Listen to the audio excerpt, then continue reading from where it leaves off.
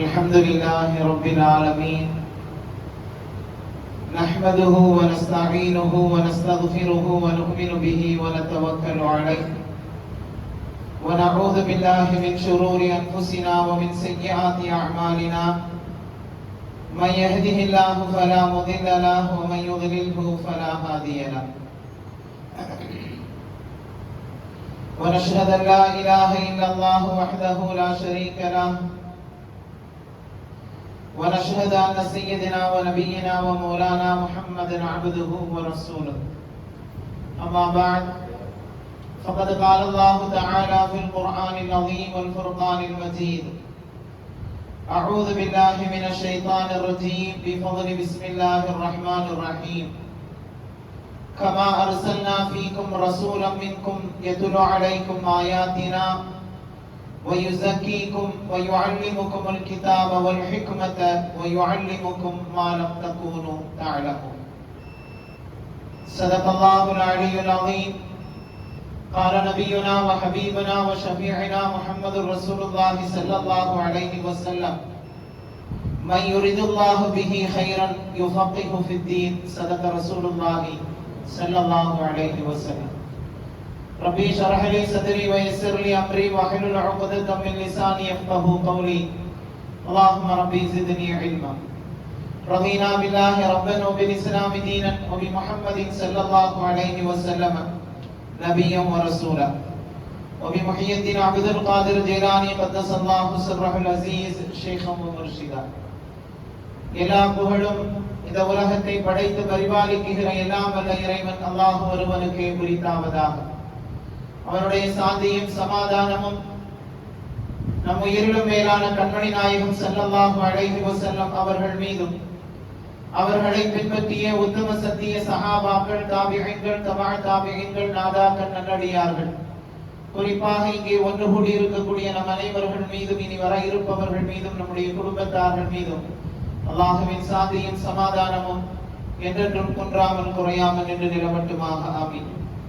அல்லாஹ் நம் மீது கடமையாக்கிய ஒரு ஃபர்தான அமலை நிறைவேற்ற வேண்டும் என்கிற நல்ல சிந்தனையோடு நாம் எல்லாம் இங்கே வருகை தந்திருக்கிறோம்.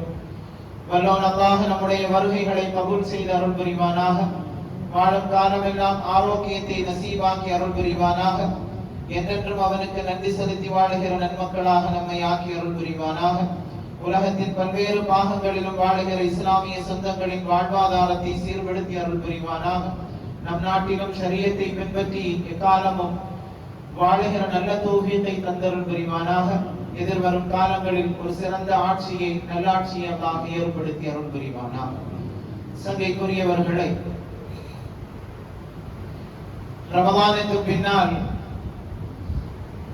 மதரசாக்களுடைய துவக்கங்கள் இருப்பதின் காரணத்தினால் சென்ற வாரம் மக்தபு மதரசாக்களுடைய அவசியத்தை குறித்தும் அந்த கல்வி நம்முடைய பிள்ளைகளுக்கு போய் சேர வேண்டும் என்கிற நிலையை குறித்தும் நாம் முன்வைத்தோம். அதைத் தொடர்ந்து ஆலிம்களை உருவாக்குகிற மதரசாக்களும் ஆலிமாக்களை உருவாக்குகிற மதரசாக்களும் ஹாஃபில்களை உருவாக்குகிற மதரசாக்களும் தொடர்ந்து துவங்கப்படுகிற காலங்கள். அது குறித்தும் நிறைய செய்திகள் சமுதாயத்திற்கு சொல்லப்பட வேண்டும்.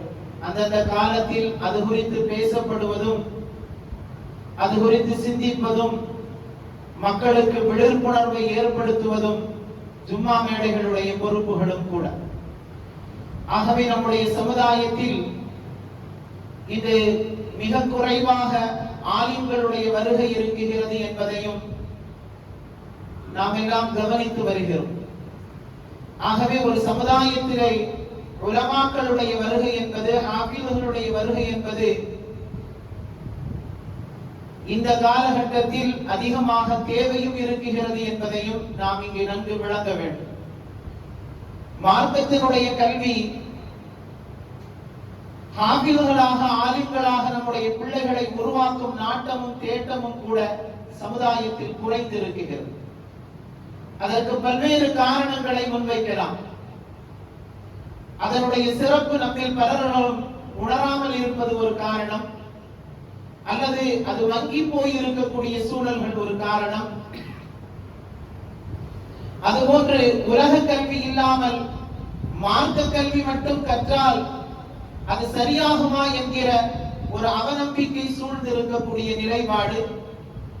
அதே போன்று நம்முடைய பிள்ளைகளை ஹாஃபிஸானால் அல்லது ஆலிமானால் அவர்களுக்கான பொருளாதாரம், உயர்வான சம்பளங்கள் அவர்களுக்கு கிடைக்குமா என்கிற மனநிலை, இதுவெல்லாம் சேர்ந்துதான் இந்த ஆலிம்களை, ஹாஃபிஸ்களை உருவாக்குகிற பண்பு என்பது சமுதாயத்தில் குறைந்து இருக்கிறது. ஆலிம்களுடைய அந்தஸ்துகள் என்ன, ஹாஃபிஸ்களுடைய அந்தஸ்துகள் என்ன, அது இந்த சமுதாயத்திற்கு எவ்வளவு முக்கியத்துவம் வாய்ந்தது என்பதை சமுதாயம் நன்கு உணர வேண்டும். மிக முக்கியமாக இந்த சமுதாயத்தில் பொருளாதாரத்தை முன்வைத்தே பல்வேறு கல்விகள் கற்கப்படுகிறது. அந்த ஒரு வார்த்தையை வைத்து பார்த்தால் உலமாக்களுடைய சம்பளங்கள் என்பது மிக குறைவானது என்ற ஒரு காரணத்தை முன்வைத்து கூட பலர்களும் படிக்க தவறுகிறார்கள். அந்த இல்மை கற்பதற்கு முன்வருவதில்லை, அல்லது பெற்றோர்கள் கூட அந்த கல்விக்கு பெரிய முக்கியத்துவம் தருவதில்லை. ஆனால் எப்படி ஒரு காலகட்டத்தில் மருத்துவர்கள் அவசியமோ அதற்காக வேண்டி மருத்துவத்துறை சார்ந்த கல்வியை படிக்க வைக்கிறோம்.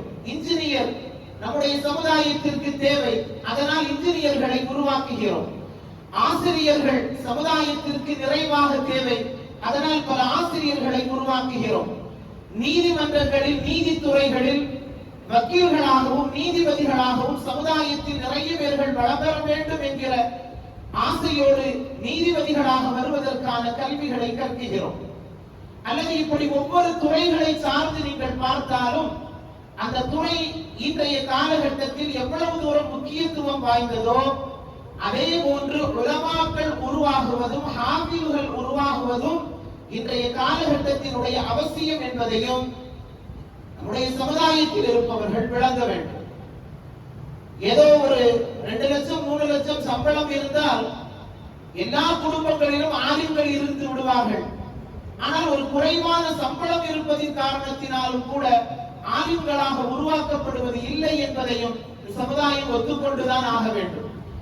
ஆனால் அல்லாஹ் ரப்பல் ஆலமீன் அந்த கல்வியில் நிறைவான கண்ணியம் இருக்குகிறது, சங்கைகள் இருக்குகிறது. அது இம்மையாக இருந்தாலும் சரி, மறுமையாக இருந்தாலும் சரி என்பதாக குர்ஆனிலும் ஹதீஸ்களிலும் நாம் பார்க்க முடிகிறது. எபெருமானார் ஸல்லல்லாஹு அலைஹி வஸல்லம் அவர்களை குர்ஆன் அறிமுகப்படுத்துகிற பொழுது கமா அர்சல்னா ஃபீக்கும் ரசூலம் மின்கும் யத்லு அலைக்கும் ஆயாத்திக வ யுஅல்லிமுஹுமுல் கிதாப வல் ஹிக்மத வ யுஅல்லிமுகுமுல் கிதாப வல் ஹிக்மத வ யுஅல்லிமுகும் மா லம் தகூனு தஅலம் என்பதாக குறிப்பிடுவார். உங்களுக்கு நம் வசனங்களை ஓதி காண்பித்து உங்களை பரிசுத்தமாக்கி வைக்கவும், உங்களுக்கு வேதத்தையும் ஞானத்தையும் கற்பித்து நீங்கள் அறியாதவற்றை உங்களுக்கு கற்றுக் கொடுக்கக்கூடிய ஒரு தூதரை உங்களில் இருந்தே நாம் அனுப்பி இருக்கிறோம் என்பதாக ரப்பல் ஆலமீன் குர்ஆனில் சொல்லுகிறார்.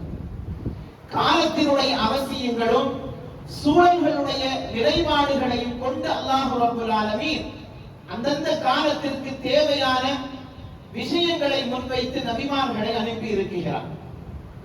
உலமாக்களை குறித்து பேசுகிற பொழுது நபிகள் நாயகம் ஸல்லல்லாஹு அலைஹி வஸல்லம் அவருடைய வார்த்தை அல் உலமா வரஸத்துல் அன்பியா, அவர்கள் நபிமார்களுடைய வாரிசு என்பதாக பதிவு செய்யப்படுகிறது. நபிகள் நாயகம் ஸல்லல்லாஹு அலைஹி வஸல்லம் அவர்களோடு நபித்துவம் இந்த உலகத்தில் முடிவுக்கு வந்தாலும் கூட அவர்கள் செய்த பணிகளை செய்வதற்காக வேண்டி இந்த உலகத்தில் அவர்களை தொடர்ந்து வருபவர்கள் உலமாக்கள் என்கிற வார்த்தையை மிக உயர்ந்த சான்றை அஷ்ரஃபுல் ஹல்க் முஹம்மது ரசூலுல்லாஹி ஸல்லல்லாஹு அலைஹி வஸல்லம் அவர்கள் முன்வைத்திருக்கிறார். ஒரு குர்ஆனை மனனம் செய்தவருக்கான கண்ணியத்தையும் அவருக்கு கிடைக்கிற உயர்வையும் குறித்து குர்ஆனும் ஹதீஸும் ஏராளமாக பேசுகிறது. ஆனாலும் இவ்வளவு மகத்துவங்களும் கண்ணியமும் நிறைந்த இந்த கல்வியை கற்பதற்கு சமுதாயத்தில் இன்று பெரிய அளவில் நாட்டம் இல்லாமல் இருப்பது கண்கூடாகவே பார்க்க முடிகிறது. ஒவ்வொரு ஊர்களிலும் நீங்கள் எடுத்து பார்த்தால் அந்தந்த ஊரை சார்ந்த மாணவர்கள் ஏராளமானவர்கள் உலமாக்களுக்காக வேண்டி, ஹாஃபிஸ்களுக்காக வேண்டி படிக்கக்கூடியவர்கள் ஏராளமானவர்கள் இருக்கிறார்கள். ஆனால் நம் ஊரில் அது மிக குறைந்து வருவது என்பது வேதனைக்குரிய விஷயம். ஒரு காலகட்டத்தில் கோட்டாரி என்று பேசுகிற பொழுதே ஆலிம்களும் ஷேகுமார்களும் நிறைந்த ஊர் என்பதாக பேசப்பட்ட காலங்கள் இருந்ததல்லவா? ஆனால் இன்று நம்முடைய ஊரினுடைய நிலைமைகள் அப்படி இருக்குகிறதா என்பது நாம் ஒவ்வொருவருமே நமக்கு தானே கேட்டுக் கொள்ள வேண்டிய கேள்வியும் கூட. அப்படி பெரிய அளவில் உலமாக்கள் இல்லாத சூழல்கள் நம்முடைய ஊர்களில் உருவாகிவிட்டது. காரணம், மார்க்க பணிகளை செய்வதற்கு ஆட்கள் இல்லாத நிலை. காரணம், குறைவான சம்பளம் தான் அதற்கு கிடைக்கும் என்கிற ஒரு மனநிலை நம்முடைய சமுதாயத்தில் இன்னும் இருக்குகிறது. அது மாற வேண்டும் என்பது மட்டுமல்ல, உலமாக்களை உருவாக்க வேண்டும். காரணம், சமுதாயத்திற்கு அவர்களுடைய பணிகள் என்பது தேவை. நபிகள் நாயகம் ஸல்லல்லாஹு அலைஹி வஸல்லம் அவர்கள் ஒரு அறிஞருடைய சிறப்பை குறித்து பேசுகிற பொழுது நிலாவிற்கு ஒப்பிட்டு பேசுவார்கள், சந்திரனுக்கு ஒப்பிட்டு நபிகள் நாயகம் ஸல்லல்லாஹு அலைஹி வஸல்லம் அவர்கள் குறிப்பிடுவார்கள். எப்படி உலகத்திற்கு வழிகாட்டக்கூடிய இரவிலை மனிதர் நடந்து செல்வதற்கு வழிகாட்டக்கூடிய வழிகாட்டியாக சூரியன் வெளிச்சத்தை ஏற்படுத்துகிறதோ, அதுபோன்று சமுதாயத்தில் இருக்கக்கூடிய இருளை நீக்குவதற்கு உலமாக்கள், அறிஞர்கள் என்பவர்கள் தேவை. ஆகவே அவர்களை உருவாக்கப்பட வேண்டும் என்கிற வார்த்தை எம்பெருமானார் ஸல்லல்லாஹு அலைஹி வஸல்லம் அவர்கள் சந்திரனுக்கு நிகராக ஆலிம்களை வைத்து பேசுகிற வார்த்தையை பார்க்க முடியும். அப்படியானால் உலமாக்களுடைய கண்ணியங்களை இந்த சமுதாயம் விளங்காததின் காரணத்தினால் நம்முடைய குடும்பங்களில் இருந்து ஒரு பிள்ளைகளை கூட நாம் ஹாஃபில்களாக, ஆலிம்களாக உருவாக்குவதற்கு முன்வராமல் இருக்கிறோம் என்பதை மிக வருத்தத்தோடு நாம் ஒத்துக்கொள்ள வேண்டும். சங்கைக்குரியவர்களே, மார்க்கம் எவ்வளவு அற்புதமான நடைமுறைகளை, மார்க்க கல்வியினுடைய உயர்வுகளை, அதனுடைய உன்னதத்துவத்துகளை குறித்து பேசுகிறது என்பதை நாம் ஒவ்வொருவரும் அறிந்திருக்க வேண்டும். நம்முடைய குடும்பங்களில் அப்படி பிள்ளைகளை உருவாக்கவும் வேண்டும். காரணம், நபிகள் நாயகம் ஸல்லல்லாஹு அலைஹி வஸல்லம் அவர்கள் சொல்வார்கள், மன் யுரிதுல்லாஹு பிஹி கைரன் யுஃபக்கிஹு ஃபித்தீன். அல்லாஹ்வினுடைய நாட்டம் இல்லாமல் மார்க்க அறிஞர்களாக உருவாகுவது சாத்தியமில்லை என்பதால், அல்லாஹ்வினுடைய நாட்டம் இல்லாமல் யாருக்கு ரப்புல் ஆலமீன் நலவை நாடுகிறானோ அவர்களைத்தான் அல்லாஹ் மார்க்கத்தினுடைய அறிவுடையவர்களாக அல்லாஹ் உருவாக்குகிறார். ஆகவே அப்படிப்பட்ட உருவாக்கத்தை சமுதாயம் கையில் எடுக்க வேண்டும். காரணம், நம்முடைய ஊர்களில் நிலைமை என்பது, உலமாக்களுடைய வருகை என்பது மிக குறைந்திருக்கிறது என்பதை நாம் எல்லோரும் தெரிந்திருக்கிறோம். ஆனாலும் அந்த கல்விக்கு நம்முடைய வீட்டு பிள்ளைகளை அனுப்புவதில்லை. சங்கைக்குரியவர்களே, ஒரு ஆலிமை நாம் சமுதாயத்திற்கு கொடுக்கிறோம் என்று சொன்னால் அவர்களால் பிறர்களுக்கு பல்வேறு விதமான வழிகாட்டுதல்களையும், மார்க்க கல்விகளையும், உயர்ந்த சிந்தனைகளையும் அந்த சமுதாயத்திற்கு அவரால் கொடுக்க முடியும். கல்வி எது சிறந்தது என்று சொன்னால், கைருக்கும் மன் தஅல்லமல் குர்ஆன வ அல்லமஹு. நாயகத்தினுடைய வார்த்தை, தானும் இல்மை கற்று பிறருக்கும் போதிக்கிறார் அல்லவா, அவர் உங்களில் சிறந்தவர் என்பதாக நபிகள் நாயகம் ஸல்லல்லாஹு அலைஹி வஸல்லம் அவர்கள் குறிப்பிடுகிறார். அப்படியானால் மற்ற கல்விகளுக்கு சிறப்பு இல்லையா என்பதல்ல. ஆனால் நபிகள் நாயகம் ஸல்லல்லாஹு அலைஹி வஸல்லம் அவருடைய வார்த்தை, குர்ஆனுடைய வார்த்தை, அவர்களையும் தாண்டி இவர்களுக்கான சிறப்பு இருக்குகிறது என்பது, அவர்களையும் தாண்டி இவர்களுக்கான நலன்கள் இருக்குகிறது என்பதை குர்ஆனுடைய வார்த்தையும் ஹதீஸுடைய வார்த்தையும் நமக்கு தெளிவுபடுத்துகிறது. ஆகவே நம்முடைய பிள்ளைகளில் ஒருவரை ஒரு ஆலிமாக்க வேண்டும் அல்லது ஹாஃபிதாக உருவாக்க வேண்டும், அவர்களை தீன்படி வாழ்வதற்கான வழிவகைகளை செய்து கொடுக்க வேண்டும் என்கிற உணர்வும் சிந்தனையும் சமுதாயத்தில் அதிகரிக்க வேண்டும். அபூ ஹுரைரா ரலியல்லாஹு தஆலா அவர்கள் கடை வீதியிலே நடந்து செல்கிறார்கள். அப்படி நடந்து செல்லுகிற பொழுது மக்கள் எல்லாம் ஒன்று கூடி நிற்கிற நிலையை பார்த்துவிட்டு, உங்களுக்கு ஏற்பட்ட கை சேதமே, உங்களுக்கு என்ன ஆயிற்று? நபிகள் நாயகம் ஸல்லல்லாஹு அலைஹி வஸல்லம் அவர்கள் மஸ்ஜிது நபவியிலே அவர்களுக்கான வாரிசுகளுக்கு அவர்களுடைய இல்மை பங்கு வைத்துக் கொண்டிருக்கிறார்கள் என்கின்ற வார்த்தையை முழங்குகிறார். எங்கே பங்கு வைத்து கொடுக்கப்படுகிறது என்பதாக அங்கு நின்றவர்கள் கேட்டார்கள். மஸ்ஜிது நபவியிலே பங்கு வைக்கப்படுகிறது என்பதாக அபூ ஹுரைரா ரலியல்லாஹு தஆலா அவர்கள் சொன்னார்கள். மக்கள் எல்லாம் மஸ்ஜிது நபவிக்கு ஓடி சென்றார்கள். காரணம், தேவையுடையவர்களாக நாமும் இருக்கிறோமே, ஆகவே அதை பெற்றுக் கொள்ள வேண்டும் என்கிற ஆர்வத்திற்காக வேண்டும். அங்கே சென்று பார்க்கிற பொழுது நாயகம் ஸல்லல்லாஹு அலைஹி வஸல்லம் அவர்கள் அப்படி எதையும் பங்கு வைத்துக் கொடுப்பதாக இவர்கள் காண முடியவில்லை. இவர்கள் திரும்ப வந்து அபூ ஹுரைரா ரலியல்லாஹு தஆலா அவர்களிடத்திலே சொல்லுகிறார்கள், அப்படி எதுவும் நாயகம் பங்கு வைக்கவில்லையே, எதை பங்கு வைத்து கொடுக்கிறார்கள் என்பதாக. ஏன் நீங்கள் பார்க்கவில்லையா? மஸ்ஜிதிலே அமர்ந்து கொண்டு ஒரு சில நபர்கள் இபாதத்து செய்து கொண்டிருக்கிறார்கள், ஒரு சிலர்கள் குர்ஆனை ஓதிக் கொண்டிருக்கிறார்கள், ஒரு சிலர்கள் இல்மை கற்றுக் கொண்டிருக்கிறார்கள் அல்லவா? அதுதான் நபிகள் நாயகம் ஸல்லல்லாஹு அலைஹி வஸல்லம் அவர்கள் இந்த சமுதாயத்திற்கு பங்கு வைத்துக் கொடுக்கிற கல்வி. ஏன் அதை நீங்கள் பெறாமல் கடைவீதியிலே நின்று நேரத்தை கழிக்கிறீர்கள் என்று அபூ ஹுரைரா ரலியல்லாஹு தஆலா அவர்கள் கேட்கிறார். நபிகள் நாயகம் ஸல்லல்லாஹு அலைஹி வஸல்லம் அவர்களுடைய வாரிசுகளாக உலமாக்களை பார்க்கப்படுவதற்கான காரணத்தை அபூ ஹுரைரா ரலியல்லாஹு தஆலா அவர்கள் குறிப்பிடுகிற பொழுது, அவர்கள் இல்மை கொண்டு சமுதாயத்திற்கு நேர்வழி காட்டக்கூடியவர்கள், மார்க்கத்தினுடைய அடிப்படையில் வழிநடத்தக்கூடியவர்கள். ஆகவே அப்படிப்பட்டவர்களை உருவாக்குவது என்பது நபிமார்களுடைய வாரிசுகளாக வரக்கூடிய பணிகளில் இருக்கக்கூடியவர்களுடைய வேலை என்பதை அபூ ஹுரைரா ரலியல்லாஹு தஆலா அவர்கள் சமுதாயத்திற்கு விளக்குகிறார். சங்கைக்குரியவர்களே, ஒரு ஆலிம்களை உருவாக்குவது என்பது மிகப்பெரிய கேள்விக்குறியாகி இருக்கிறது. நீங்கள் நம் ஊரை தாண்டி மேலப்பாளையம் அல்லது பள்ளப்பட்டி, கீழக்கரை, காயல்பட்டினம் போன்ற பகுதிகளுக்கு நீங்கள் சென்று பார்த்தால் ஓதுகிற பிள்ளைகள் ஏராளமானவர்கள் இன்றளவிலும் இருக்கிறார்கள். அதே நேரத்தில் உலகத்தினுடைய கல்வியை கற்காமல் இருக்கிறார்களா என்றால் கிடையாது. மார்க்கத்தினுடைய கல்விக்கு எவ்வளவு முக்கியத்துவம் தரப்படுகிறதோ அதற்கு நிகராக உலகத்தினுடைய கல்விக்கும் அவர்கள் முக்கியத்துவம் தருகிறார்கள். அதனால்தான் ஹாஃபிழ்களாகவும் இருந்து கொண்டே அவர்கள் டாக்டராக பணிபுரிகிறார்கள், வக்கீல்களாக பணிபுரிகிறார்கள். இன்னும் பல்வேறு துறைகளில் உலமாக்களாக இருந்து கொண்டே அவர்கள் மின்னி ஜொலித்துக் கொண்டிருக்கக்கூடிய சூழல்களை சமகாலத்தில் பார்க்கிறோம். நமது பக்கத்தில் இருக்கக்கூடிய கேரளாவை நீங்கள் சென்று பார்த்தால் ஏராளமான வக்கீல்கள் ஆலிம்களாகவும் வக்கீலுடைய பணிகளையும் சேர்த்து செய்கிற சூழல்கள் சமகாலத்தில் உருவாகி இருக்கிறது. சில காலங்களுக்கு முன்பாக, ஒரு 2-3 வருடங்களுக்கு முன்பாக கூட நம்முடைய தேசியல் மருத்துவமனையில் ஒரு ஹார்ட் ஸ்பெஷலிஸ்ட் பணிபுரிந்து கொண்டிருந்தார். அந்த டாக்டர் ஒரு ஹாஃபில். ரமலானுடைய காலத்தில் மீனாட்சிபுரம் பள்ளியில் அவர் தராவீஹ் தொழுகை நடத்துவதற்காக வேண்டி வருவார். அவருக்கு அதை விட 11 மடங்கு சம்பளங்கள் அங்கே வழங்கப்படுகிறது, லட்சங்கள். ஆனால் அதை தாண்டி அவர் அந்த குர்ஆனை கற்ற இல்மை இந்த சமுதாயத்திற்கு பரவிக்க வேண்டும் என்பதற்காக வேண்டி அந்த ரமலானுடைய காலத்தில் தராவீஹ் தொழுகை நடத்துவதற்காக வேண்டி வருகிற சூழல்களை நாங்கள் கண்கொண்டு பார்த்தது நான் பதிவு செய்கிறோம். இப்படி ஆவியர்களாக இருந்து கொண்டு குர்ஆனை கல்வியில் சுமந்து கொண்டு பிறர்களுக்கு மருத்துவத் துறையிலும் சரி, ஆசிரியர் பணிகளிலும் சரி, இன்னும் பல்வேறு துறைகளிலும் ஆலிம்களாக இருந்து கொண்டு அவர்களால் பயணிக்க முடியும் என்பதை இன்றைய கால சூழ்நிலைகளும் மதரசாக்களுடைய கல்விகளும் இரண்டுமே சேர்ந்து கொடுக்கப்படுவதனால் அவர்களால் வாழ்க்கையில் இன்னும் முன்னுக்கு வரக்கூடிய சூழல்கள் உருவாக்கப்பட்டிருக்கிறது.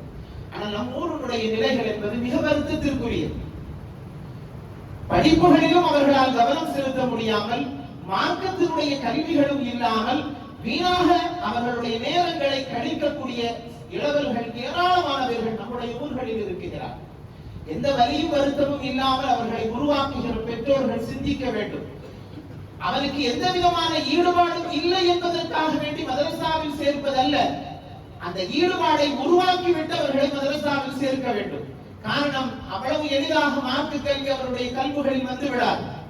நபிகள் நாயகம் ஸல்லல்லாஹு அலைஹி வஸல்லம் அவர்கள் குறிப்பிட்டார்கள் அல்லவா, அல்லாஹ்வினுடைய நாட்டம் இல்லாமல் இந்த தீனுடைய கல்வி யாருக்கும் புகழாது, கல்வியில் போய் சேராது. அப்படியானால் ரப்பினுடைய நாட்டம் வேண்டும். அவர்கள் சிறு வயதிலிருந்து இந்த கல்வியினுடைய முக்கியத்துவத்தை அவர்களுக்கு போதித்து ஆலிமாக வேண்டும், ஒரு ஹாஃபிலாக வேண்டும், அதோடு சேர்த்து உலக கல்வியையும் நீ படிக்க வேண்டும் என்கிற ஆர்வத்தை சிறு வயதிலிருந்து நாம் ஊட்டி அவர்களை உருவாக்கி விடுவோமேயானால் நிச்சயமாக அவர்களால் 2 துறைகளிலும் சாதிக்க முடியும். ஆனால் நம்முடைய ஊரினுடைய நிலைமை மிக வருத்தத்திற்குரியது என்ற காரணத்திற்காக வேண்டித்தான் அந்த வார்த்தைகளை பதிவு செய்கிறேன். சங்கைக்குரியவர்களே, தொடர்ந்து மார்க்கத்தினுடைய கல்விக்கான முக்கியத்துவத்தை சமுதாயம் இன்னும் உணராமல் இருப்பதின் காரணத்தினால் தான் நம்முடைய ஊரினுடைய நிலைகள் இன்னும் மோசமாகிக் கொண்டே போகிறது.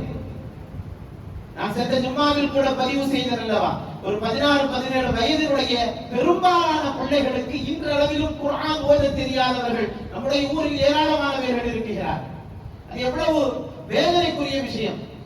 நீங்கள் குர்ஆன் ஓதுவது பெரிதல்ல, உங்களுடைய பிள்ளைகள் குர்ஆன் ஓத வேண்டும், அதுதான் மிகப்பெரிய சாதனை.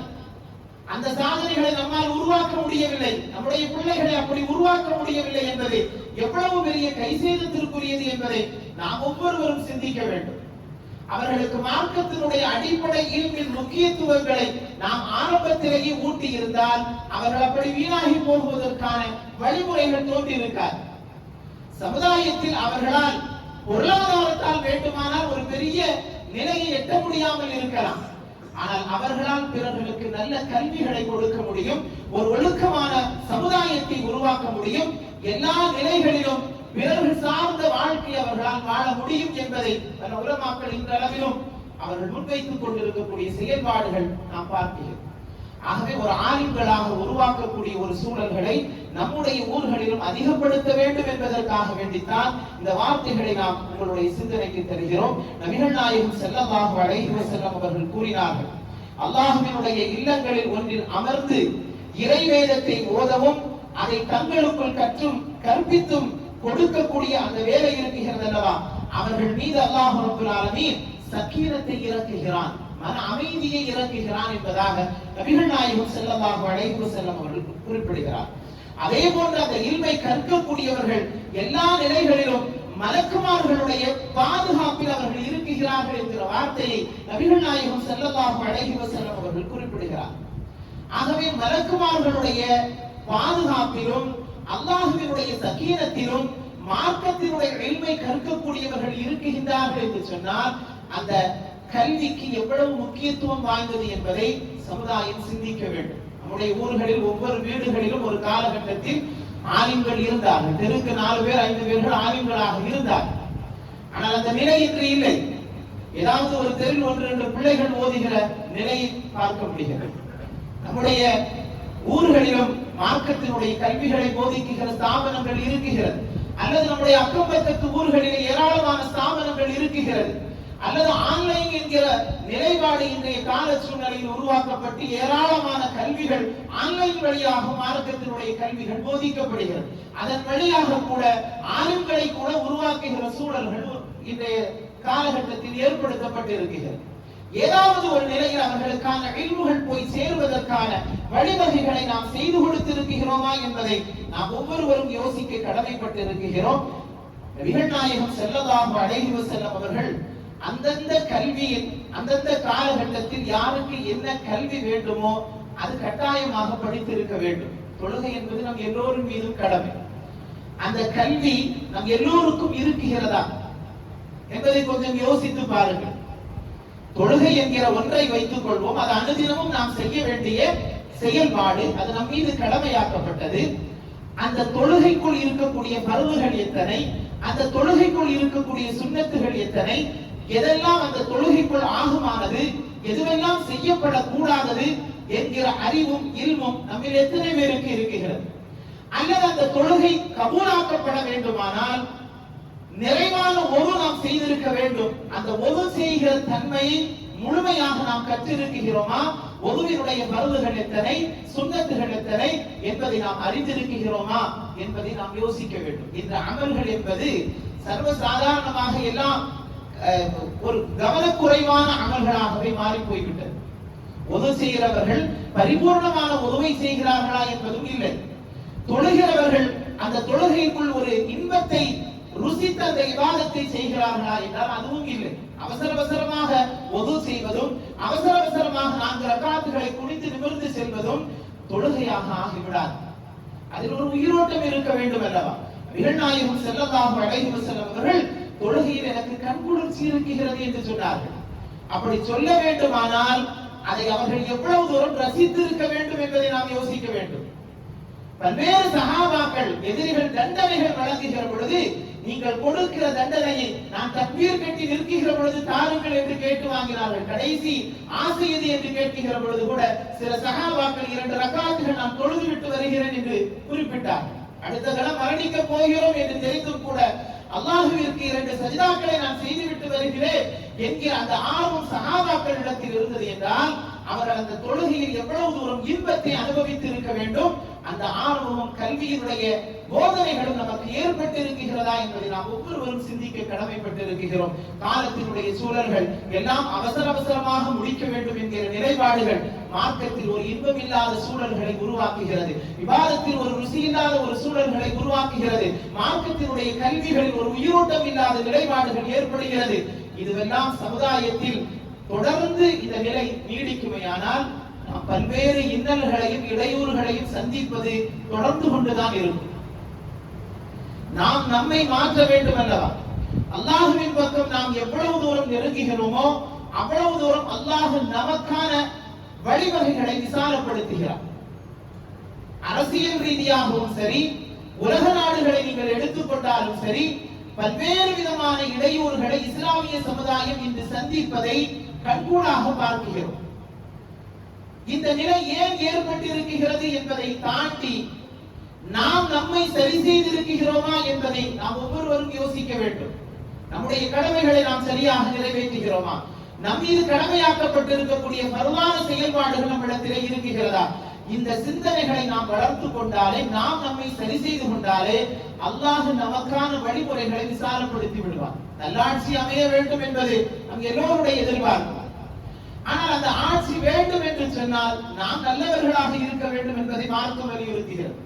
நம்முடைய பிள்ளைகள் நல்லவர்களாக உருவாக வேண்டும் என்பது நம் எல்லோருடைய ஆசை. ஆனால் குர்ஆன் சொல்கிறது, உன் பிள்ளை சரியாக இருக்க வேண்டுமானால் நீ முதலில் சரியாக இருக்க வேண்டும் என்பதாக. ஆகவே நாம் நம்மை சீர்படுத்திக் கொள்ள வேண்டிய காலகட்டத்தை தவற விட்டுவிட்டு, நம்முடைய பிள்ளைகளை சரி செய்ய வேண்டிய காலங்களை தவற விட்டுவிட்டு நாம் எதையும் சாதித்து விட முடியாது என்பதை நாம் யோசிக்க வேண்டும், சிந்திக்க வேண்டும்.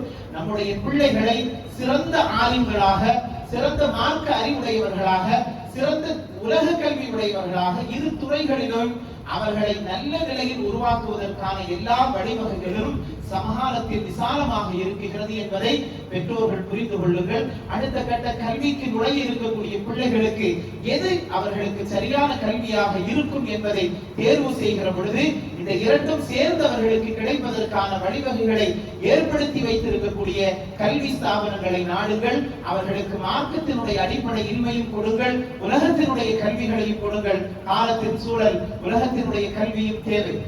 ஆனால் அதை தாண்டி அவர்கள் ஒழுக்கமானவர்களாக, சமுதாய சிந்தனை உடையவர்களாக, பெற்றோர்களை கண்ணியப்படுத்தக்கூடியவர்களாக, அதாவது குடும்பத்தில் இருக்கக்கூடியவர்கள் அரவணைத்து வாழக்கூடியவர்களாக எல்லா நற்பண்புகளோடும் அவர்கள் உருவாக வேண்டும் என்று சொன்னால் தீனுடைய கல்வி என்பது மிக முக்கியமானது. அதைத்தான் நாம் வலியுறுத்தி திரும்ப சமுதாயத்திற்கு சொல்லுகிறோம். அப்படிப்பட்ட பிள்ளைகளை உருவாக்குகிற தௌஃபீகை நம் எல்லோருக்கும் வல்லோன் அல்லாஹ் நசீபாக்கி அருள் புரிவானாக. குறைந்தபட்சம் நம்முடைய மரணத்திற்கு பின்பாக நமக்கு துஆ செய்கிற பிள்ளைகளாவது நமக்கு வேண்டும் என்கிற சிந்தனையை நாம் வளர்த்துக் கொள்ள வேண்டும். அதற்கு தீன் கல்வி என்பது மிக முக்கியமானது. அதையும் சேர்த்து நம்முடைய பிள்ளைகளுக்கு கொடுக்க வேண்டும். அல்லாஹ்வினுடைய கிருபையினால் பல்வேறு மதரசாக்கள் திறக்கப்படுகிற காலங்கள், உங்களுடைய பிள்ளைகளுக்கு மார்க்கத்தினுடைய இல்மின் மீது அக்கறை இருக்குமானால், அவர்களுக்கு கொஞ்சம் அதில் ஆர்வம் இருக்கும் என்று உங்களுக்கு தெரியுமானால் அவர்களை அந்த துறைகளில் சேருங்கள். சம்பளம் என்பது, ரிஸ்க் என்பது அல்லாஹ் தருவது. ரிஸ்க் என்பது அல்லாஹ் விசாலப்படுத்துவது. அவன் யாருக்கு எதை நாடி இருக்கிறானோ அது நிச்சயமாக அவர்களை வந்து சேரும். அதற்கு இமாமத்து பணி என்பது குறைவானது அல்ல என்பதையும் சமுதாயம் உணர வேண்டும். ரிஸ்க் என்பது அல்லாஹ் தருவது. எந்த துறையில் உங்களால் சாதிக்க முடியும் என்கிற அந்த ஈமானிய பலத்தை அதிகப்படுத்திக் கொண்டு உங்களுடைய திறமைகளை நீங்கள் வளர்த்துக் கொண்டால், நீங்கள் சரியாக இருந்து விட்டால் அல்லாஹ் அதற்கான வழிவகைகளை விசாலப்படுத்தி விடுவார். நமக்கான ரிஸ்க் எவ்வளவு என்பது தீர்மானிக்கப்பட்டு விட்டது. ஆகவே நாம் எவ்வளவு காலம் வாழ வேண்டும், நமக்கான ரிஸ்க் எவ்வளவு, எல்லாம் தீர்மானிக்கப்பட்டு விட்டது. நமக்கு கிடைக்க வேண்டியதுதான் கிடைக்கும் என்பதையும் நாம் இங்கே விளங்க வேண்டும். நிறைய பேர்கள் படித்து விட்டால் சாதித்து விடலாம் என்று எண்ணி படித்த எத்தனையோ பிள்ளைகள் இன்றளவிலும் வேலை இல்லாமல் அவர்கள் இருக்கக்கூடிய சூழல்களை கண்கூடாக பார்க்கிறோம். நல்ல சம்பளம் இல்லாத வேலைகளாகவே இன்றும் பலர்களும் வேலை செய்து கொண்டிருக்கக்கூடிய சூழல்களை பார்க்கிறோம். வெளிநாடுகளுக்கு சென்றும் கூட நல்ல சம்பளம் இல்லாதவர்கள் இருக்கக்கூடிய சூழல்களை பார்க்கிறோம். ஆகவே ரிஸ்க் என்பது அல்லாஹ் தருவது.